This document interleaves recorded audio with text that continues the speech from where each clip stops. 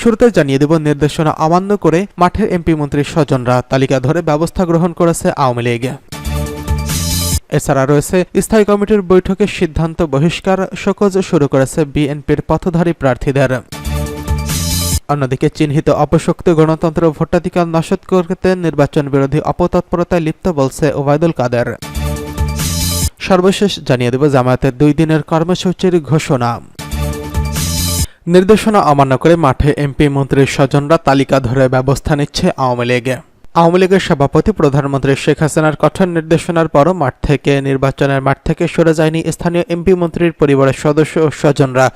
প্রথম ধাপের উপজেলা পরিষদ নির্বাচনে মনোনয়নপত্র প্রত্যাহারের শেষ দিন 2-1 ছাড়া কেউই মনোনয়নপত্র প্রত্যাহার করেনি। এতে বিব্রত ও ক্ষুব্ধ দলটির দায়িত্বপ্রাপ্ত নেতারা। নির্দেশ অমান্য করা এমপি মন্ত্রী এবং তাদের স্বজনদের তালিকা করেছেন তারা। 30 এপ্রিল দলের কেন্দ্রীয় কার্যনির্বাহী সদস্যদের সভা অনুষ্ঠিত হবে। সভায় সাংগঠনিক সম্পাদকরা তাদের রিপোর্টে এই তালিকার কথা তুলে ধরবেন দলীয় সভাপতি শেখ হাসিনার কাছে। আওয়ামী লীগ নেতারা বলছেন, দলের সিদ্ধান্তের প্রতি সম্মান না দেখালে তা শৃঙ্খলা ভঙ্গ হিসেবেই গণ্য করা হবে এবং তাদের বিরুদ্ধে কঠোর সাংগঠনিক ব্যবস্থা গ্রহণ করা হবে। তবে যারা উপজেলা পরিষদ নির্বাচনের চেয়ারম্যান ছিলেন বা আছেন তাদের প্রিভিলেজ বিশেষ ছাড় পাবেন এবং এই সিদ্ধান্তের আওতার বাইরে থাকবেন। জানতে চাইলে আওয়ামী লীগের যুগ্ম সাধারণ সম্পাদক আফামা বাহাউদ্দিন নাসিম যুগান্তরকে বলেন, নির্বাচনের পরিবেশ অবাধ, সুস্থ ও শান্তিপূর্ণ রাখতে এই সিদ্ধান্ত নেওয়া হয়েছে। এটা আমাদের দলীয় আওয়ামী লীগ সভাপতি শেখ হাসিনার নির্দেশনা। নির্বাচনকে কোনোভাবে প্রশ্নবিদ্ধ করার সুযোগ কাউকে দেওয়া হবে না। এই নির্বাচনকে না বলেন আমরা বিশ্বাস করি না। এই নির্দেশনা না মানাকে দলের নীতি নির্ধারণের সিদ্ধান্ত অমান্য করা এবং দলীয় শৃঙ্খলা ভঙ্গ বলে বিবেচনা হবে। তিনি আরও বলেন, আমরা বিশ্বাস করি শেষ পর্যন্ত দলীয় নির্দেশনা মেনে তারা নির্বাচন থেকে সরে দাঁড়াবেন। শেষ পর্যন্ত দলের নির্দেশনা অমান্য করলে তাদের বিরুদ্ধে সাংগঠনিক ব্যবস্থা নেওয়া হবে বলে হুঁশিয়ারি দেন তিনি।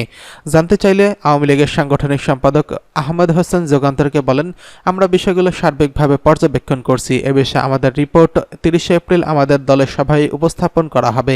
এ বিষয়ে সিদ্ধান্ত নেওয়া হবে। পরবর্তী ধাপের নির্বাচনের মাঠে এমপি মন্ত্রীর স্বজনরা মাঠে আছেন এবং তাদের বিষয়ে জানতে চাইলে তিনি বলেন, এগুলো নিয়ে আমরা কাজ করছি। একই বিষয়ে জানতে চাইলে আওয়ামী লীগের সাংগঠনিক সম্পাদক আবু সাইদ আল মাহমুদ স্বপন যুগান্তরকে বলেন, তালিকা করা হচ্ছে।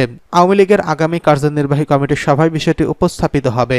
আওয়ামী লীগ সভাপতি শেখ হাসিনা প্রাজ্ঞ নেতৃত্বে কার্যনির্বাহী সংসদে এ বিষয়টি প্রয়োজনীয় সিদ্ধান্ত গৃহীত হবে। মূলত উপজেলা পর্যায়ে নিজেদের ক্ষমতার বলয় ধরে রাখতে মরিয়া স্থানীয় এমপি মন্ত্রীরা। ফলে শুরু থেকেই নানাভাবে এই নির্বাচনে নিজেদের পছন্দের প্রার্থী পক্ষে মাঠে নামেন তারা। অনেকেই প্রার্থী করেন পরিবারের সদস্য ও নিকট আত্মীয়দের। এমন প্রেক্ষাপটে আওয়ামী লীগ সভাপতি প্রধানমন্ত্রী শেখ হাসিনার কঠোর নির্দেশনা দেন এমপি মন্ত্রীর স্বজনরা এবং তারা প্রার্থী হতে পারবেন না বলে জানিয়ে দেন। এরপর 18 এপ্রিল সারা দেশে মন্ত্রী ও সংসদ সদস্যদের স্বজনদের উপজেলা পরিষদ নির্বাচন থেকে সরে দাঁড়াতে কাজ শুরু করেন দায়িত্বপ্রাপ্ত নেতারা। 1 সপ্তাহের মাধ্যমে নানা সংশ্লিষ্টতার তাগাদা দেন তারা। সোমবার প্রথম ধাপের উপজেলা পরিষদ নির্বাচনের প্রার্থিতা প্রত্যাহারের সময় শেষ হয়ে গেছে। প্রথম ধাপের আওয়ামী লীগের 14 জন, অন্তত সংসদ সদস্যের 17 জন স্বজন নির্বাচনের মাঠে আছেন। দলের নির্দেশনার পর উল্টো নানান যুক্তি দেখিয়ে নির্বাচনে প্রতিদ্বন্দ্বিতা করার ঘোষণা দিয়েছেন তারা। এদিকে স্থায়ী কমিটির বৈঠকে বহিষ্কারের সিদ্ধান্ত শোকজ শুরু করেছে বিএনপির প্রার্থীদের পথধারী প্রার্থীরা। উপজেলা পরিষদ নির্বাচনে প্রথম ধাপের ভোটে অংশ নেওয়া পথধারী নেতাদের বিরুদ্ধে সাংগঠনিক ব্যবস্থা নেওয়ার সিদ্ধান্ত নিয়েছে বিএনপি। ইতিমধ্যেই 38 নেতার একটি তালিকা করেছে দলটি। যারা দলীয় সিদ্ধান্ত অমান্য করে চেয়ারম্যান এবং ভাইস চেয়ারম্যান পদের নির্বাচনে অংশ নিচ্ছেন তাদের বিরুদ্ধে গঠনতন্ত্র অনুযায়ী সাংগঠনিক ব্যবস্থা নেওয়ার প্রক্রিয়া শুরু করেছে দলটি। এজন্য ভোটে যাওয়া নেতাদের প্রথমে শোকজ করা হচ্ছে। মঙ্গলবার থেকে শোকজের চিঠি পাঠানো শুরু করেছে কেন্দ্রীয় দপ্তর। এতে 48 ঘন্টার মধ্যে জবাব দিতে বলা হয়েছে। যথাযথ প্রক্রিয়া মেনেই তাদের প্রাথমিক সদস্য পদ সহ সব পদ থেকে আজীবনের জন্য বহিষ্কার করতে বলা হয়েছে। এরই মাধ্যমে দলটির তৃণমূলকে কঠোর বার্তা দিতে চায় যাতে বাকি উপজেলা পরিষদ নির্বাচনে কেউ প্রার্থী না হন।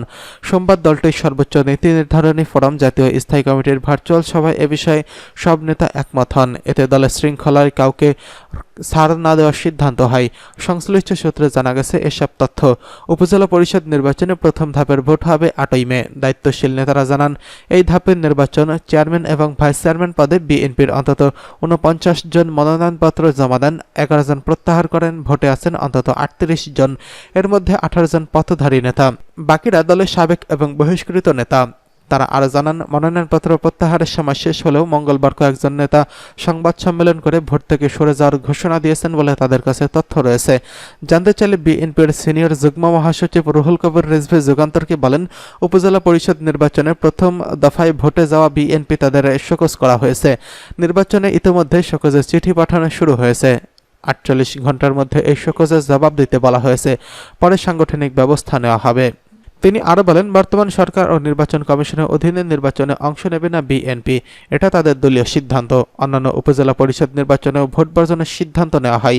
কাজেই দলের দায়িত্বশীল যারা উপজেলা পরিষদ নির্বাচনে প্রার্থী হবেন তাদের বিরুদ্ধে সাংগঠনিক ব্যবস্থা নেওয়া হবে। বিএনপির ঢাকা বিভাগীয় সাংগঠনিক সম্পাদক অ্যাডভোকেট আব্দুস সালাম আজাদ বলেন, দলীয় সিদ্ধান্ত অমান্য করে যারা ভোটে অংশ নিচ্ছেন তাদের বিরুদ্ধে সাংগঠনিক ব্যবস্থা নেওয়া হবে। চিহ্নিত অপশক্তি গণতন্ত্র ও ভোটাধিকার নস্যাৎ করতে নির্বাচন বিরোধী অপতৎপরতায় লিপ্ত বলছে ওবায়দুল কাদের। একটি চিহ্নিত অপশক্তি দেশের গণতন্ত্র ও জনগণের ভোটের অধিকার নস্যাৎ করতে নির্বাচন বিরোধী অপতৎপরতায় লিপ্ত রয়েছে বলে মন্তব্য করেছেন আওয়ামী লীগের সাধারণ সম্পাদক ওবায়দুল কাদের। ঐক্যবদ্ধভাবে এই অপশক্তিকে প্রতিহত করার আহ্বান জানিয়েছেন তিনি। মঙ্গলবার সকালে 23 বঙ্গবন্ধু এভিনিউ আওয়ামী লীগের কেন্দ্রীয় কার্যালয়ে মহানগর উত্তর ও দক্ষিণ আওয়ামী লীগের যৌথ আয়োজনে এক সভায় এসব কথা বলেন তিনি। ওবায়দুল কাদের বলেন, শুধু দেশে নয়, দেশের বাইরেও বাংলাদেশ বিরোধী অপপ্রচার আছে, ষড়যন্ত্র আছে এবং নির্বাচনে সরকারের অবৈধভাবে হটানোর চক্রান্ত দীর্ঘদিন ধরে আমরা লক্ষ্য করছি। আমাদের নির্বাচন প্রক্রিয়া স্বচ্ছ থাকার পরও ভোটার অধিকার উপস্থিতি সন্তোষজনক থাকার পরও অবিরাম আমাদের নির্বাচনের বিরুদ্ধে, গণতান্ত্রিক ব্যবস্থার বিরুদ্ধে দেশি বিদেশি চক্র অপপ্রচার মিথ্যাচার চালিয়ে যাচ্ছে। আমরা বলতে চাই, ভোটাধিকার প্রয়োগের মাধ্যমে আপনারা আপনাদের নাগরিক অধিকার প্রতিষ্ঠা করবেন, এটা আমাদের আহ্বান। বাংলাদেশ আওয়ামী লীগ বিশ্বাস করে জনগণের সব ক্ষমতার উৎস। আওয়ামী লীগ সাধারণ সম্পাদক আরও বলেন, জাতির পিতা বঙ্গবন্ধুর নেতৃত্বে বাংলাদেশ স্বাধীন হয়েছিল। স্বাধীনতা বিরোধী অপশক্তি বঙ্গবন্ধুর পরিবারকে হত্যা করে 1975 সালের 15 আগস্ট বিশ্ব সভ্যতার ইতিহাসে সবচেয়ে কলঙ্কিত হত্যাকাণ্ডের ঘটনা ঘটিয়েছে এবং সেটাই আমাদের গণতন্ত্রের উপর সবচেয়ে বড় আঘাত। সেই ষড়যন্ত্রের খন্দকার মোস্তাকের সঙ্গে জড়িত ছিলেন জিয়াউর রহমান। এদিকে জামায়াতের 2 দিনের কর্মসূচির ঘোষণা। সারা দেশে তীব্র তাপদাহ অব্যাহত থাকার পরিপ্রেক্ষিতে বুধ ও বৃহস্পতিবার 2 দিনের কর্মসূচি ঘোষণা করেছে বাংলাদেশ জামায়াত ইসলাম। দলের কেন্দ্রীয় প্রচার বিভাগের মুজিবুল আলম স্বাক্ষরিত এক সংবাদ বিজ্ঞপ্তিতে একথা জানানো হয়। এই কর্মসূচি হচ্ছে বুধ ও বৃহস্পতিবার 2 দিন ইস্তিগার নামাজ আদায় করা। বিজ্ঞপ্তিতে বলা হয়, সারা দেশে তীব্র তাপপ্রবাহের কারণে গভীর উদ্বেগ প্রকাশ করে আল্লাহর রহমতের গভীর বৃষ্টির জন্য ইস্তিস্কার নামাজ আদায় করেন। আল্লাহর কাছে দোয়া করার জন্য দেশবাসীর প্রতি আহ্বান জানিয়েছেন জামায়াত ইসলামের আমির ডক্টর শফিকুর রহমান। বিবৃতিতে তিনি বলেন, সম্প্রতি প্রচণ্ড তাপদাহ ও অনাবৃষ্টি দেশের আবহাওয়া অত্যন্ত উষ্ণ হয়ে পড়েছে। উচ্চ তাপমাত্রার কারণে সাধারণ মানুষের দৈনন্দিন কর্মকাণ্ড পরিচালনায় অত্যন্ত কষ্টসাধ্য হয়ে পড়েছে। এদিকে উচ্চ তাপমাত্রার কারণে প্রচণ্ড গরম, অপরদিকে অনাবৃষ্টিতে মানুষ, পশু পাখি, জীবজন্তু এর জীবন দুর্বিষহ হয়ে পড়েছে। একমাত্র মহান রব্বুল আলামিনই আমাদের এহেন পরিস্থিতি থেকে পরিত্রাণ দিতে পারেন। তিনি আরও বলেন, দেশে বিরাজমান এই পরিস্থিতি থেকে পরিত্রাণ পাওয়ার জন্য মহান আল্লাহ তাআলার অবিরত বৃষ্টির রহমতের তথা বৃষ্টি কামনা করেন।